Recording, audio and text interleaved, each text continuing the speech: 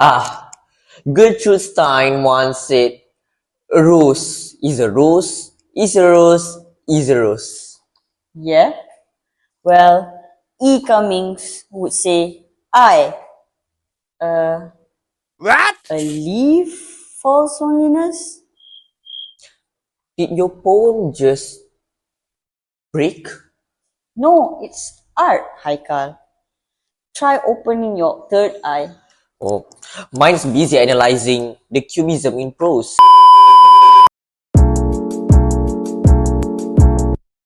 Alright, so for the first segment, which is the background and the early life of the most authors here, my authors, which is Gertrude Stein, she was actually born in 1874 in Allegheny, Pennsylvania. She grew up in a healthy German Jewish family that moved from the US to Vienna, Paris, and eventually Auckland. You know what? At one point, I wish I could have this. We wish we could have this wealthy, healthy family too. Traveling here and there. It's my dream actually. I'm not gonna lie on that. She was, she was intellectually ahead among her peers, because can you imagine, she was reading Shakespeare while kids at her age were busy chasing frogs. Sophisticated Indeed. Can you imagine, at a young age you were reading Shakespeare while Other kids are playing around. They were literally like chasing each other. It's a bit sad to me, but also I'm in awe when I heard about this. She also studied under William James Radcliffe and almost become a doctor at Johns Hopkins until, words called her instead. Well, sadly, in 1903, Stein moved to Paris with her brother Leo. Their residence at 27 Rue de Flores become a renowned salon, attracting avant-garde artists and writers such as like Pablo Picasso. Oh, don't even make me mention Henry Matisse, Ernest Hemingway, and also another lost generation author, which is F. Scott Fitzgerald. Stein's partner, Alice B. Toklas, actually joined her in 1909, and they remained together until Stein's death in 1946. What about E.E. Cummings? Oh, meanwhile, E.E. Cummings. Do you know what stands for E.E.? So it's Edward Esling Cummings. Edward Esling. Yes. Oh Esling my. Cummings. So actually, fun fact, Edward Esling Cummings, who was born in 1894 in Cambridge, Massachusetts. He was actually inspired by your author, Gertrude Stein? Yes. Oh my god. How? In what way? In what way? His writings, I think. Going back to his background first. So he was born in a family that encouraged creativity. So by the age of 3, he was already writing poems, just like our Gertrude Stein, where she was reading Shakespeare's things. He got his degrees, even MA or MBA from Harvard. So, he's a Harvard student? Yep. This is where he was influenced by our Gertrude Stein. Where the main character comes in. Yep. So then he went on volunteering to drive ambulance in World War II back in France.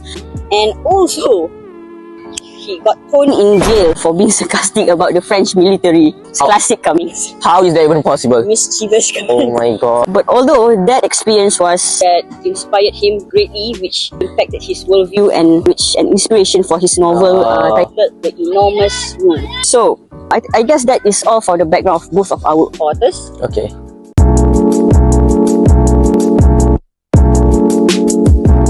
Alright, so for segment 2, we will be talking about the philosophical and the artistic aesthetics of both of our authors actually, for the Gertrude and for E.E. Cummings. Okay, one fact. Stein's writing is like, do you know what cubism is? Direct meaning I understand. Cube is like, you have this every angle of thinking of one thing. That is her style of writing actually. She's writing like, it's like she's a cubist painting, Okay. Like, I sort of got, you have to read her works, her literary works, the repetition, the fragments, and also the multiple perspectives that she employed in her writings. It was magnificent. I read some of it and I was like, wow. At first you kind of like, you don't really understand what does she trying to convey, but the longer you read it, the longer you will like delve into it, you will get you slowly get into it, you will slowly understand it. I mean, her writings make you ponder. Yes, her writings makes you ponder to the deepest level of like intelligence, I guess. So she wanted to present an experience, not describe it, Like she didn't believe in linear plots. she wanted co-writing to feel like the moment you realize you forgot why you walked into the kitchen. Like this influenced her literary works.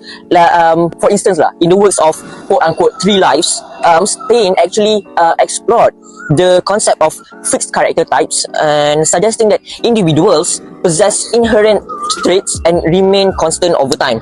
This approach, in my opinion, highlighted her interest in stability of identity amidst the changing circumstances. You know, sort of way, it's like your individualism. Yes, and it's interesting to me because also how she explored this character, this identity, how they are accepting it, perceiving it from a different perspective. I see. That is how it is related to her Cubist writing.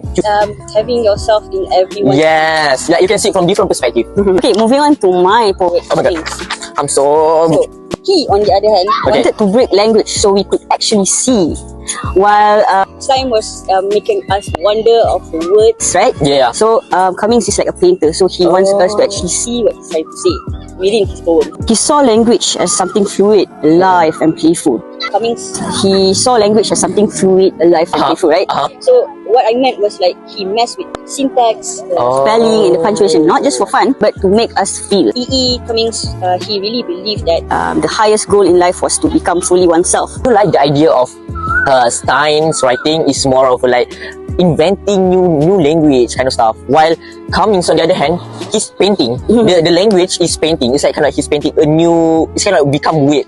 Although these both poets could be seen as has a very distinct, but at one point they are the same because they actually highlighted as individualism or become fully oneself. Okay. So moving on, that Cummings, he really believed that poetry should be felt, right? So not just to understood. So his works like reflects a rebellion against conformity. So he doesn't follow what the majority does. Does it mean that he wants his works not only to be read but also to be seen through vision? Yes, maybe not literally but metaphorically. Yes, because as an author, he more of a painter. Yeah, okay. If you can see his poems, he has this very funny and unique style of syntax and spelling. So you can see the shape of his poems is technically organized in a way where it's not just like stanza and stanza. Understand. Like the usual stanzas that we would see. So it's so like very kind of disorganized in the norms, the way they're perceiving it. Yeah, Correct. I get it. So his themes is always about love, nature, rebellion, and apparently grammar. Sometimes he doesn't even use the conventional grammar. He uses unconventional grammar. But sometimes the word doesn't even exist. It's kind of like because like the themes is like love. Don't you think so? That is irony. How like love can be seen as crazy or you can never understand. It's the same way as how Cummings would interpret his poems. Well, at least he's crazy in his own way, you know.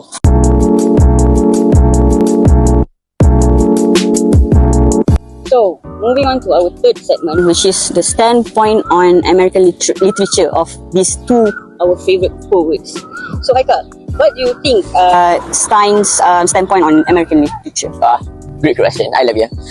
I just think that Stein, individually, she wanted to reforge the American literature in her own image.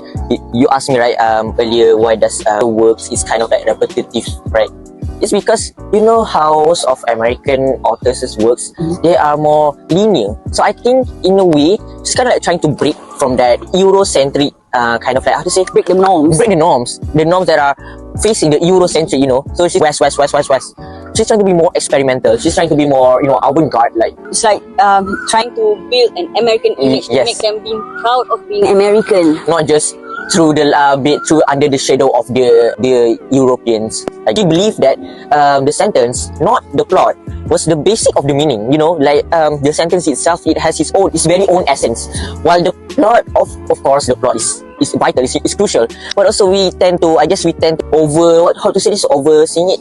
To her, like a sentence should be having their own meaning, not just a mere sentence, you know. Meaning of its own. Yes, and her work was more like jazz on paper. It is free and also improvisational, and it is uniquely American, you know. So to add on, she emphasized the importance of the sentence as a unit of meaning and encouraged a form of writing, that was exploratory and reflective of the American experience. So to add, I love how She wanted the sentence as a unit of meaning because she wanted the Americans, the people of the United States, to be reflective, to explore the unique, very, very unique essence of being American, not just, seeing your ancestors who are from Europe, not just that. So her writings often delved into the themes of American identity, like I said earlier, democracy and individualism, which is the typical American dreams, I would say. And her unique perspective as a Jewish American and also a lesbian expatriate allowed her to critique and contribute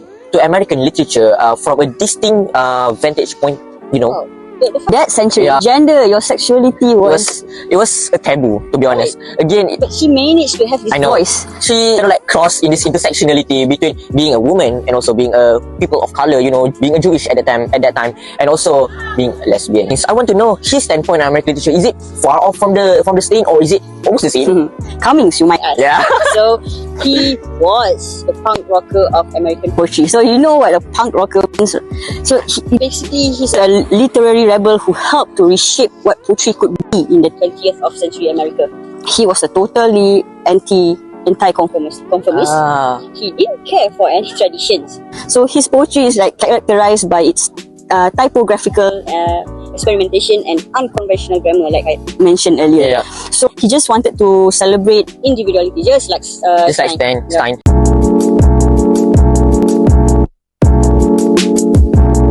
Okay, we move on to the next segment, which our fourth segment is we're going to talk about the early reception and the legacy of our poets.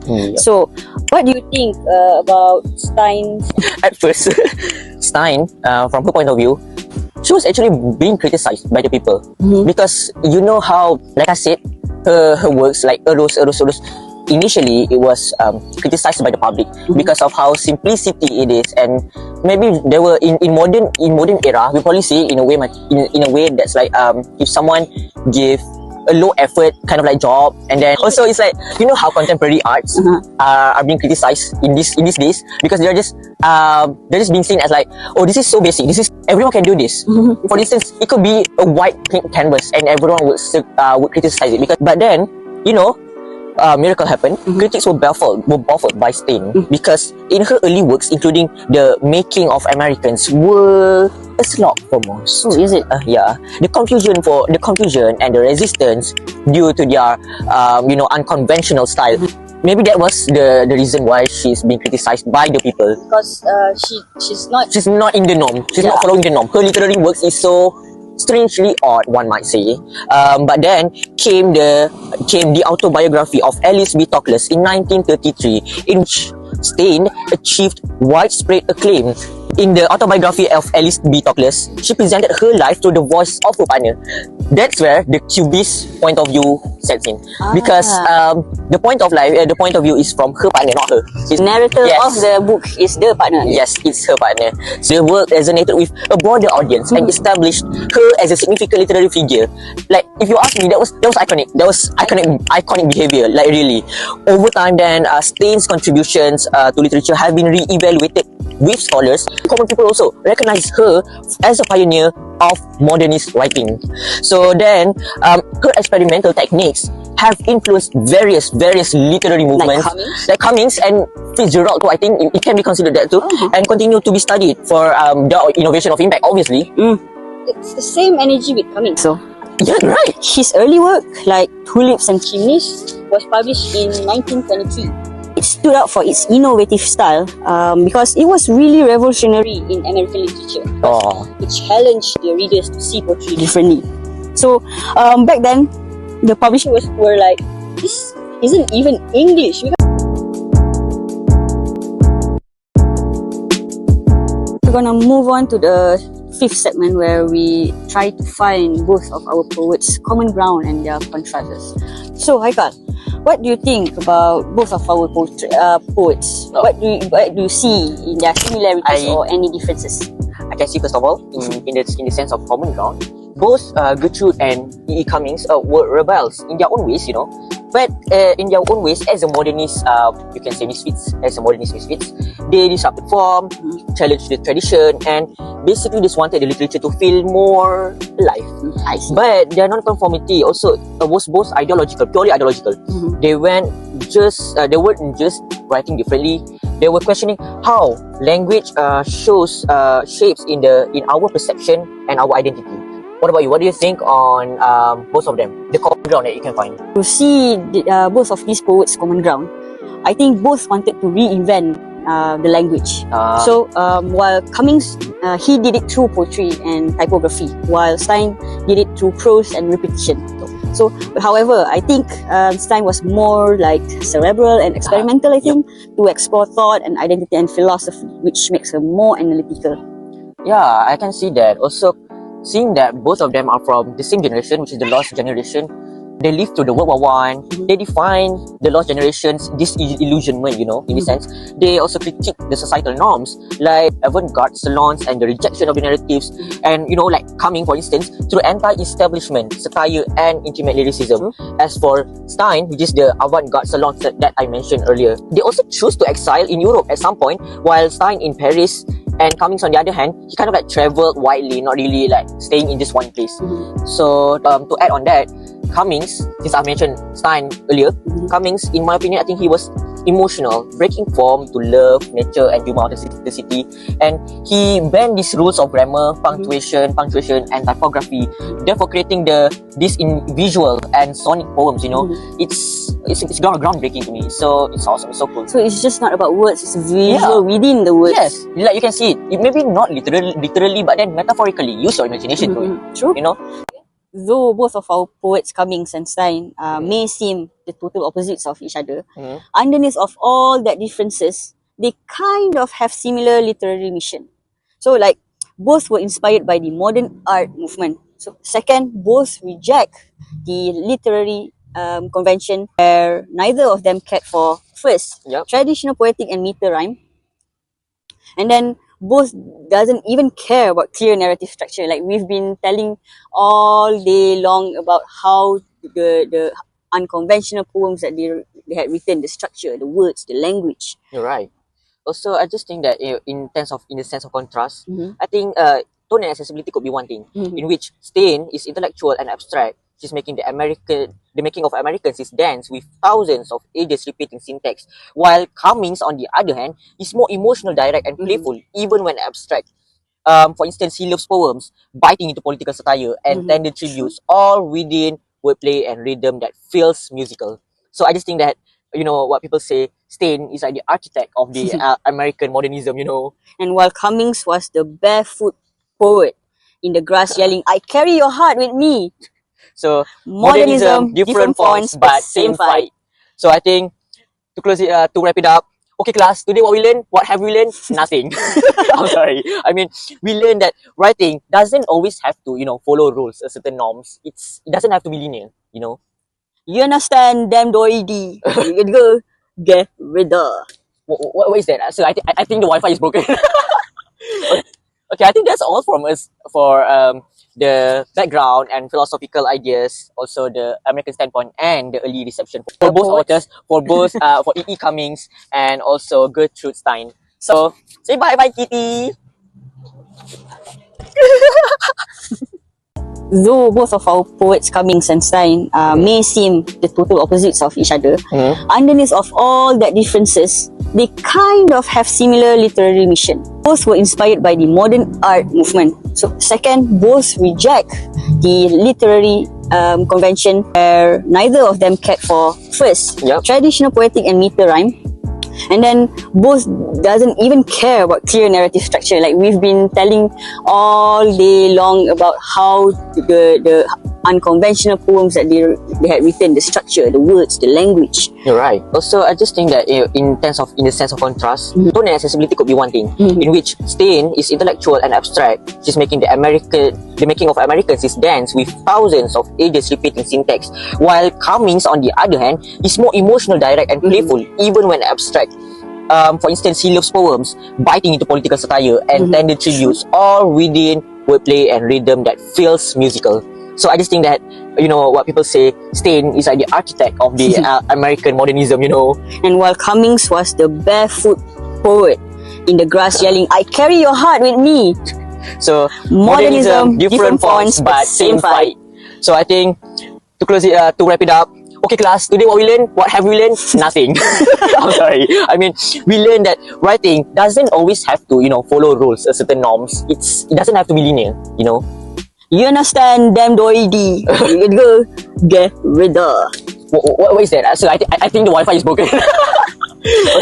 Okay, I think that's all from us for the background and philosophical ideas, also the American standpoint and the early reception. Both authors, for E.E. Cummings and also Gertrude Stein. So, say bye-bye, Kitty!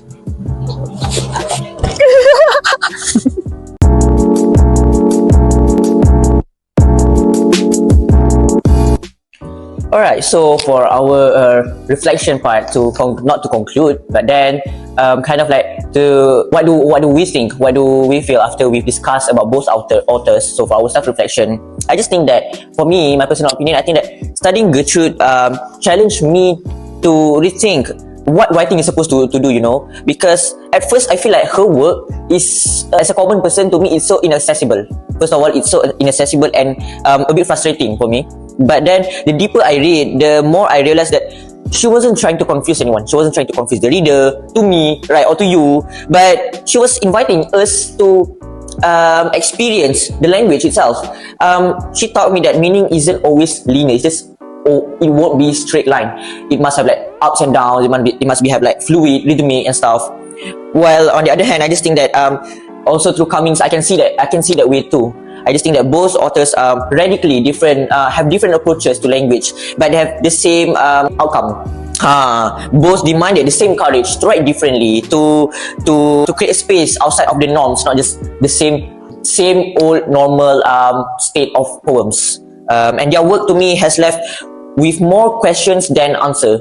And maybe that is the point after all. I think modernism wasn't always about comfort. It's about disruption. And through that disruption, both authors actually have helped us to reflect not only on literature but also on our personal self. That's my opinion. What about you, Farah? Well, to me, as I self-reflect, exploring both Cummings and Stein really changed how I see poetry. Because despite of them being the outcasts in the literary world, reading E.E. Cummings was like being handed a mirror, a riddle, and like a love letter all at once. So his work felt really personal to me. So he proved that it's okay to break the rules, and his poems weren't always easy to read, right? But I realized that his playful use of language wasn't just aesthetic. It was a political and emotional choice.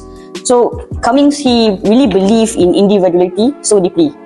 So it seeps through every lowercase I in his poems and broken the rule.